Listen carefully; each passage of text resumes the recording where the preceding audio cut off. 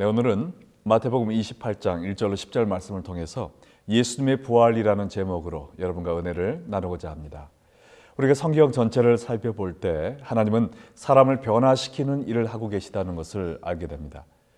사람들이 예수님과 인격적인 만남을 가졌을 때 그들의 인생은 전환점을 맞았고, 특별히 부활의 주님을 대면했을 때 그들의 삶이 현저하게 변했음을 저희가 보게 됩니다. 오늘 마태복음 28장 1절로 10절을 통해서 다시 사신 예수님을 만난 후에 그들의 삶이 180도 바뀐 여인들의 이야기를 살펴보게 될 텐데요. 이 아침 오늘 예배 참석하신 여러분들도 부활의 주님을 만나셔서 참된 삶의 변화를 경험하시기를 간절히 소원합니다. 우리가 부활의 주님을 만날 때 일어나는 첫 번째 변화의 역사는 우리의 삶에서 근심과 두려움이 사라진다는 것입니다. 오늘 본문에서 우리는 예수님의 죽음을 목격한 후에 절망과 시리에 빠져있던 여인들을 만나게 됩니다. 1절에 보면 안식일이 다 지나고 안식 후 첫날이 되려는 새벽에 막달라 마리아와 다른 마리아가 무덤을 보려고 갔더니 그랬습니다. 여기에 열거된 여인들은 예수님의 사역을 통해서 큰 은혜를 받고 예수님을 진심으로 사랑했던 성도들을 이야기하고 있습니다.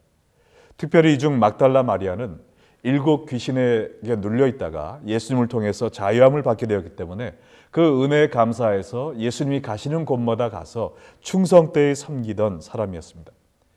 예수님이 잡히시던 날도 12 제자는 다 도망갔지만 이 여인들은 골고다 언덕까지 따라가서 먼 발치에서 예수님의 죽음을 바라보기도 했습니다. 예수님의 처형을 보면서 이들은 한없이 흥을 끼워 울었을 것입니다. 그러나 그뿐 아니라 하나님이 기적을 베풀어 주셔서 예수님을 제발 좀 살려주세요 라고 소리를 높여 기도도 했을 것입니다. 그러나 그들이 고대했던 기적은 일어나지 않았고, 그들이 구세주로 추정했던 예수님은 힘없이 십자가에서 비참한 죽음을 당하시고 말았습니다. 예수님이 돌아가셨을 때 이 여인들의 꿈과 희망도 산산조각이 나버렸고, 이제 더 이상 무엇을 위해 살지 모르는 허무와 좌절에 빠졌을 것입니다. 이틀 후 주일 새벽에 이 여인들은 예수님의 시체에 향품을 발라드림으로 마지막 예우를 표하고 이제는 모든 것을 청산하자라는 마음으로 예수님의 무덤을 향해 무거운 발걸음을 옮겼습니다. 그러나 이들이 무덤에 도착했을 때 상상하지도 못했던 놀라운 일이 벌어지고 말았습니다. 오늘 마태복음 28장 2절로 6절에 보니까 그때 온 땅이 뒤흔들리는 큰 지진이 일어났다고 했습니다. 그리고 하늘에서 번개처럼 불이 번쩍이더니 밝은 빛을 가진 주의 천사가 내려와서 예수님의 무덤을 막고 있던 돌을 굴려버리고 그 돌 위에 앉아 있었다고 이야기를 했습니다. 유대인 역사학자 요세푸스에 의하면 그때 약 1000명이 되는 로마 병정들이 예수님의 무덤을 지키고 있었다고 하는데요. 그들은 주의 천사 앞에서 사시나무 떨듯이 떨면서 기절초풍을 하였고, 그 여인들도 자기들의 눈앞에 벌어지는 초자연적인 일을 보면서 두려워했을 것입니다. 그러나 그때 천사는 여인들에게 십자가에서 죽임을 당하셨던 예수님이 오늘 새벽에 살아나셨다 하고 기쁜 소식을 전하였고요. 또 여인들에게 그러므로 너희는 무서워하지 말라라고 당부하였습니다. 여기서 무서워하지 말라라는 말씀은 단지 그날 새벽에 있었던 놀라운 일에 대해 두려워하지 말라는 것이 아니고요. 예수님이 돌아가셨다고 생각하고 시름에 잠겨있던 여인들에게 이제 예수님이 살아나셨으니 더 이상 근심과 걱정을 할 필요가 없다는 이야기를 하고 있는 것입니다. 이 부활의 소식은 삶의 목적과 의욕을 상실하고 이제는 누구를 의지하고 또 무엇을 위해 살아야 될지 모르는 깊은 슬픔과 걱정에 잠겨있던 여인들의 모든 두려움을 한 방에 날려버리는 정말 까무러칠 만큼 놀랍고 반가운 소식이었습니다. 아무런 희망이 안 보이는 암담한 상황 속에서 그 예수님에 대한 사랑을 버리지 않고 그 무덤을 찾았던 여인들에게 하나님께서는 이 놀라운 부활의 역사를 보여주시면서 그들의 근심과 두려움을 기쁨과 평안으로 바꿔주신 것입니다. 우리가 더 이상 믿을 수 없는 그 위치에 달았었을 때 거기에서도 주님을 믿는 그러한 헌신을 보이면요, 그때 비로소 부활의 주님을 만나게 되는 것입니다. 오늘 우리뿐만 아니라 온 세상이 예수님의 부활을 축하하는 예배를 드리고 있지만 지난주에 있었던 세월호 사고로 아파하고 있는 우리 대한민국, 그리고 특별히 안산 지역 주민들에게는 너무나도 힘들고 고통스러운 부활의 아침이 아닐까 생각이 됩니다. 한국 시간으로 부활절 새벽 4시 30분 안산 동산교회에서 치러진 연합 새벽 예배에 거기에 대한 기사를 읽었는데요. 예배당을 가득 메운 3,000명의 안산 지역 주민들 앞에 말씀을 전한 고훈 목사님은 이야기하시기를 지금도 300여 명의 아이들이 뱃속에 갇혀 있다는 사실에 어쩌할 줄을 모르겠다면서 통탄하셨고요. 또 지금은 우리 안산은 눈물의 땅이요 통곡의 땅입니다. 베들레헴이 아기 예수님 때문에 2살 박이 어린아이들이 다 죽임을 당하고 통곡의 땅이 되었듯이 우리 안산도 아무것도 할 수 없는 슬픔의 땅이 되었습니다라고 이야기하셨습니다. 부활절은 기독교 최대의 명절이고 기쁨의 축제로 예수님이 부활하신 소식을 온 세상에 외치고 다녀야 하지만 물속에 갇혀있는 아이들을 생각만 하면 밥을 먹어도 배부르지 않고 누워도 잠을 잘 수가 없다며 눈물이 앞을 가려서 아무것도 할 수 없다고 이야기하셨습니다. 또 이야기하시기를 내가 울어서 이 문제를 해결할 수 있다면 피눈물이라도 흘려서 이 문제를 해결하고 싶다는 애통한 심정을 피력하셨습니다. 그러나 고은 목사님은 또 이야기하시기를 죽음이 어둠이라면 부활은 빛입니다. 죽음이 쇠덩이라면 부활은 그 쇠덩이를 녹여버리는 용광로와 같습니다. 이 부활의 예수님이 그 어둠을 삼천리 밖으로 쫓아내버리시고 우리의 아픔과 슬픔을 삼켜주실 것입니다 라는 말로 그 안산 지역 주민들을 위로하며 격려하셨습니다. 그리고 마지막에 기도하시기를 주여 생존자는 살아 돌아오게 하옵시고 잠자는 자는 부활로 돌아오게 하옵소서 라는 기도를 통해서 참으로 절망적인 상황에서 부활의 예수님께 모든 슬픔과 걱정을 맡겨 드리셨습니다. 인생의 여정을 통해서 사랑하는 자녀를 잃어버리는 것보다 더 큰 고통과 아픔이 어디 있겠습니까? 그렇지만 그 아픔 속에서도 우리는 부활의 주님을 통해 소망과 위로를 받을 수 있는 것입니다. 저는 이남 일녀 중 장남으로 자라났습니다. 저보다 1살 어린 남동생이 있었는데 1991년 교통사고로 세상을 먼저 떠나고 말았습니다. 25세의 젊은 나이의 청년이었고요. 작은 교회에서 신실히 봉사하면서 이제 갓 사업을 막 시작했던 그 당시였습니다. 형이 목회길로 들어선다고 자기도 형편이 넉넉지 않지만 그래도 크레딧 카드 하나를 만들어 가지고 형 돈이 필요하면 언제든지 이거 써 내가 갚을게 하면서 저를 도우기를 원했던 정말 든든한 동생이었습니다. 근데 이 사랑하는 동생이 하루아침에 세상을 떠나게 되니까 제 마음속에 정말 비수를 꼽은 듯한 그러한 아픔이 찾아왔습니다. 그러나 저보다 더 큰 고통을 느낀 분들이 계셨는데 그분들은 바로 우리 부모님이셨습니다. 한국에 계셨던 부모님께 동생에 대한 비보를 전했더니 그 부모님이 소식을 들으시고 한동안 말씀을 못 하셨어요. 나중에 팔다리가 끊어져 나가는 듯한 그러한 아픔을 느끼셨다고 이야기하셨습니다. 미국에 오셔서 동생의 장례식을 치른 후에도 부모님들은 충격에서 벗어나지 못하시고 침울하게 며칠을 보내셨습니다. 그런데 저희 아버지와 어머님이 손을 잡고 기도하시던 어느 날 하나님께서 저희 부모님들의 영안을 열어주셔서 제 동생이 천국에서 예수님의 손을 잡고 푸른 초장을 거닐고 있는 모습을 보게 해주셨습니다. 그러면서 너희의 사랑하는 아들이 먼저 세상을 떠났지만 이것으로 끝이 아니라 너희들이 장차 내가 재림하여 너희들이 생명의 부활로 다시 살아날 때 나뿐 아니라 너의 사랑하는 아들까지도 다시 만나리라고 하는 이 소망을 눈으로 보면서 위로받을 수 있도록 해주신 것입니다. 그래서 지금 캘리포니아 로즈힐에 있는 제 동생 묘지에 비석에 가면 여호와는 나의 목자시니 내게 부족함이 없으리로다. 그가 나를 푸른 초장으로 누이시며 나를 쉴만한 물가로 인도하시는도다 라는 시편 23편이 그의 비석에 새겨져 있습니다. 참으로 힘들고 아픈 경험이었지만 그러나 부활의 소망을 통해 위로하시는 하나님의 손길을 통해 새 힘을 얻으시는 저희 부모님을 제가 볼 수 있었습니다. 이렇게 자식을 잃은 고통도 부활의 예수님을 통하여 위로받고 다시 한번 용기를 찾을 수 있다면 이 세상에 부활의 예수님께서 해결해 주지 못할 절망과 아픔이 어디 있겠습니까? 여러분 가운데 근심과 두려움 가운데 신음하고 계신 분이 있습니까? 깊은 절망의 늪에 빠져 허덕이는 분이 계십니까? 사업의 실패나 육신의 질병, 가정의 불화, 혹은 가슴속 깊이 밀려오는 외로움과 열등의식 등 나의 힘으로 극복할 수 없는 난관에 부딪혀서 고통을 겪고 계시다면 좌절하거나 낙심하지 말으시기 바랍니다. 우리 인생의 가장 큰 적인 사망 권세를 깨트리고 살아나신 부활의 예수님께 여러분의 고통과 아픔을 맡겨 드리시기 바랍니다. 그렇게 하시면 모든 지각에 뛰어난 하나님의 평강이 여러분의 마음과 생각을 지켜주실 것입니다.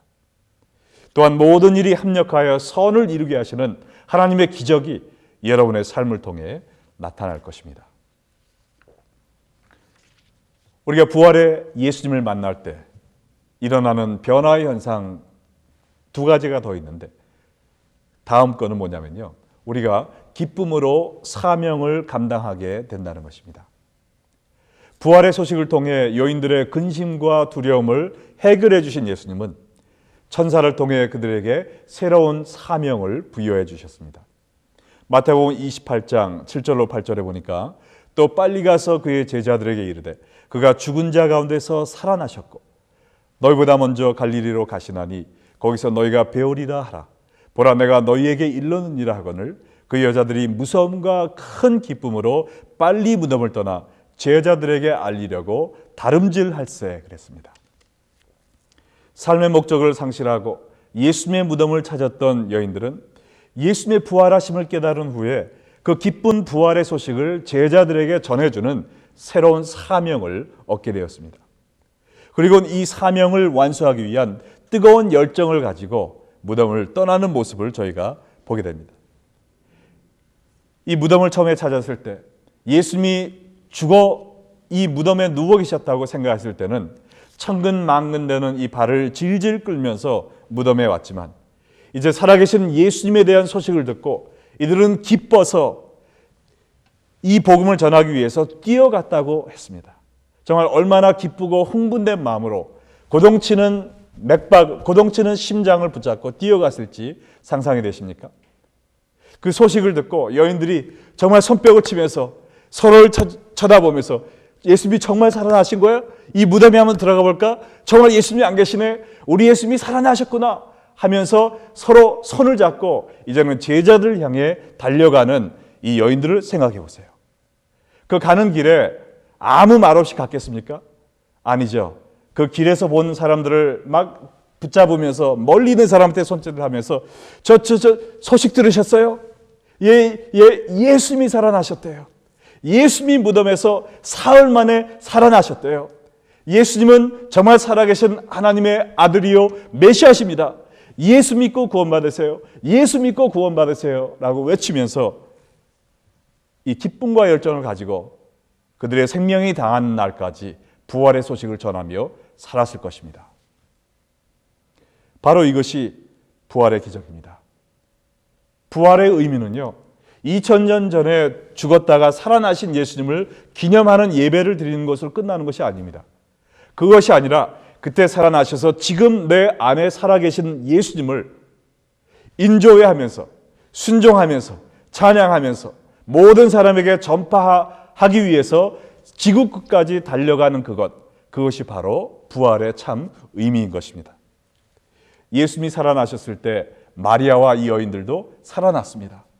이와 같이 예수님이 살아나셨기 때문에 여러분과 저도 다시 살아나야 됩니다. 뚜렷한 인생의 목표도 없이 세상의 물결에 휩쓸려 이리저리 헤매는 것이 아니라 이제는 살아계신 예수님을 전파하기 위해 지구 끝까지 달려가는 이러한 사명을 완수하는 열정에 찬 삶, 이것이 바로 부활하신 예수님을 만난 사람들의 변한 모습 두 번째인 것입니다. 근데 한 가지 생각해 보고 싶은 게 있습니다. 여인들은 이 부활의 소식을 누구에게 먼저 전하라는 명령을 받았죠? 제자들에게 전하라는 명령을 받았습니다. 이 제자들은 예수님이 잡히시던 날 예수님을 버리고 도망갔던 사람들이었습니다. 예수님이 돌아가셨다는 소식을 듣고 시리에 빠져서 낙심하고 있던 사람들이었습니다. 그러나 예수님은 이들을 책망하지 않으셨어요. 포기하지 않으셨어요. 오히려 그 여인들을 통해 그들에게 부활의 소식을 전하시곤 갈릴리로 찾아와 나를 만나라고 이르라고 이야기하셨습니다. 갈릴리가 어디입니까? 예수님이 살아계셨을 때 3년 동안 공생애를 제자들과 함께 하셨던 장소입니다. 제자들과 함께 병자를 고쳐주시고 말씀을 전해주시고 정말 많은 사람들에게 천국 복음을 외치셨던 사역의 장이었습니다. 이 제자들을 갈릴리로 부르셨다는 것은 바로 예수님께서 제자들을 회복시키시고 그 다음에 그들과 함께 다시 한번 사역을 하시고 그 다음에 세계 복음화의 주역으로 그들을 써주시겠다는 말씀인 것입니다. 오늘 이 시카고 땅에도 시리에 빠진 예수님의 제자들이 많이 있습니다. 과거에는 이 시카고 땅에 하나님의 나라가 확장되게 하기 위해서 복음을 전파하며 열심히 교회를 섬겼지만 시험에 들어서 교회를 떠나고 예수님에 대한 믿음조차도 흔들리고 있는 분들이 한두 분이 아닌 것입니다. 우리가 복음을 한 번도 듣지 못한 사람들에게 이 복음을 전하는 것도 중요하지만 그 못지않게 중요한 것은 하나님의 품을 떠났던 예수 그리스도의 제자들을 다시 하나님의 품으로 인도하는 것입니다. 왜냐하면 하나님은 아직도 그분들을 사랑하시고 그분들을 회복시켜서 그분들을 사용하여 세계 복음화를 이루기를 원하고 계시기 때문입니다. 여러분 주위에 교회를 다니지 않는 분이 있다면 그냥 못 본 채 하지 마시고요. 그분들을 위해 기도하시고 부활의 예수님이 그들을 다시 부르고 있으심을 전달해 주시기 바랍니다. 만약에 이 말씀을 듣는 분 가운데서 과거에는 교회를 열심히 다니고 하나님을 섬기려고 노력했으나 정말 힘든 일을 겪고 여러 가지 시험을 겪어서 이제는 교회를 떠난 분이 계시다면 여러분 지금 부활의 예수님께서 여러분을 초청하고 계심을 믿으시기 바랍니다. 여러분을 향하여 갈릴리로 돌아오라라고 말씀하고 계십니다. 예수님이 여러분을 회복시키셔서 다시 한번 여러분에게 사명을 맡기시고 이 땅에 하나님의 나라를 건설하도록 귀한 일꾼으로 사용받기를 원하고 계십니다. 예수님이 잡히시기 전에 바로 몇 시간 후면 자신을 부인할 베드로에게 뭐라고 말씀하셨습니까? 너는 돌이킨 후 내 형제들을 굳게 하라 그랬습니다. 비록 베드로가 예수님을 3번이나 부인하는 잘못을 저지르고 예수님을 떠나고 말았지만 그러나 성령의 충만함을 입고 다시 한번 회복되었을 때 예수님은 그를 통해서 3,000명이 구원받도록 강한 복음을 외치는 당신의 사도로 써주셨습니다. 여러분도 이 시간 실망하고 좌절해 있지 마시고요. 갈릴리로 돌아오시기 바랍니다. 살아계신 예수님을 만나시기 바랍니다. 그리고 다시 한번 주님을 위해 지구 끝까지 복음을 들고 달려가는 여러분 되시기를 주님의 이름으로 축원합니다. 마지막으로 예수님을 만났을 때 우리에게 일어나는 또 한 가지의 변화가 있는데 그것은 우리가 참된 예배자가 된다는 것입니다. 여인들이 부활의 소식을 듣고 이 기쁜 소식을 전하기 위해 달려가고 있었을 때 한 가지 더 놀라운 일이 일어났습니다. 9절로 10절에 보니까 예수께서 그들을 만나 이르시되 평안하냐 하거늘 여자들이 나아가 그 발을 붙잡고 경배하니 이에 예수께서 이르시되 무서워하지 말라 가서 내 형제들에게 갈릴리로 가라 하시니 거기서 나를 보리라 하라 하시니라. 이 여인들이 전에는 천사들로부터 예수님이 살아나셨다라는 소식을 듣기만 했습니다. 그러나 이제 부활하신 예수님께서 그들의 눈앞에 다시 나타나셨으니 얼마나 놀랍고 기쁨으로 그들의 마음이 가득 찼겠습니까? 바로 며칠 전에 십자가에서 돌아가셨던 예수님이 다시 사신 모습으로 그들 앞에 나타나신 것입니다. 아마 그 여인들은 이게 꿈이야 생시야 하면서 자기의 눈을 비벼보고 자기의 다리를 꼬집어 보면서 사실인가 확인해 보았을 것입니다. 그리고 부활하신 예수님이 틀림없다는 사실을 확인하고는 예수님의 발 앞에 털썩 주저앉아가지고 예수님의 발을 붙잡고 눈물을 흘리며 주님께 경배하기 시작했습니다. 예수님, 사흘 만에 다시 살아나겠다고 말씀하시더니 정말로 살아나셨군요. 예수님의 그 약속을 믿지 못했던 저희들을 불쌍히 여겨 주시옵소서. 이제 예수님이 다시 사신 것을 저희 눈으로 보았으니 저희가 믿고 정말 예수님이 살아계신 하나님의 아들이심을 저희가 확신합니다. 이 모든 영광과 찬송과 예배를 받으시옵소서 하면서 예수님께 경배했던 것입니다. 이 여인들을 만나 주신 예수님은요, 오늘 이 시간 바로 당신도, 바로 여러분도 만나 주기를 원하십니다. 그런데 이 예수님을 만나기 위해서는 이 여인들과 같이 믿음의 눈을 갖고 믿음의 순종을 하는 것이 필요합니다. 어떤 사람은 마음을 열지 않고 예수님이 어떻게 지금까지 살아있어? 내 눈에 나타나라 그래. 그럼 내가 믿어줄게 라는 불신의 이야기를 하지만 그러한 마음 자세를 가지고는 살아계신 예수님을 만날 수가 없습니다. 이 여인들은 예수님을 직접 만나기 전에 천사를 통해서 예수님이 살아나셨다는 소식만 들었습니다. 그러나 그것을 믿고 그 믿음에 순종하는 마음으로 이 복음을 전하기 위해서 제자들에게 달려가고 있었습니다. 그 믿음에 순종을 하고 있던 그 찰나에 살아계신 예수님을 볼 수 있는 영의 눈이 뜨게 된 것입니다. 여러분도 오늘 이 말씀을 듣고 예수님이 다시 살아나셨다라는 이 복음을 믿으시고 예수님을 경배하시며 정말 예수님의 말씀을 순종하는 삶을 산다면 여러분께서 이 살아계신 예수님을 여러분의 면전에서 만나보고 또 찬양할 수 있는 그런 놀라운 경험도 하실 수 있으리라고 믿습니다. 바로 이것이 참된 예배자의 자세이거든요. 참된 예배는 무엇입니까? 우리가 멋있는 양복을 차려입고 교회에 일찍 와서 목이 터져라 찬송을 부르는 이것이 참된 예배가 아닙니다. 참된 예배는 살아계신 하나님과 예수님의 영광을 바라보고 그 앞에 꼬꾸라져서 주여, 주님이 이렇게 사랑이 많으신 분이군요. 하나님이 이렇게 능력이 많으신 분이군요.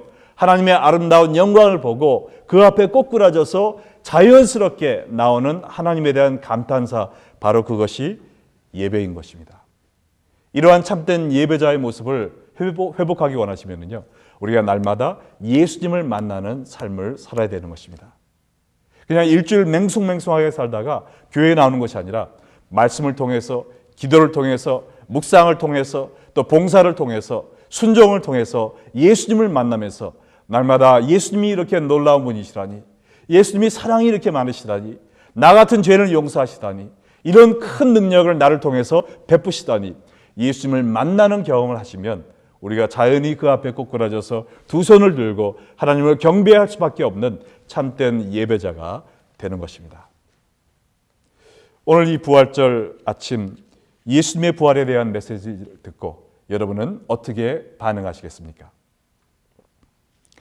혹 절망과 근심에 빠져 있는 분이 있다면 살아계신 예수님께 나아가서 그 모든 걱정과 근심을 맡겨 드리시기 바랍니다.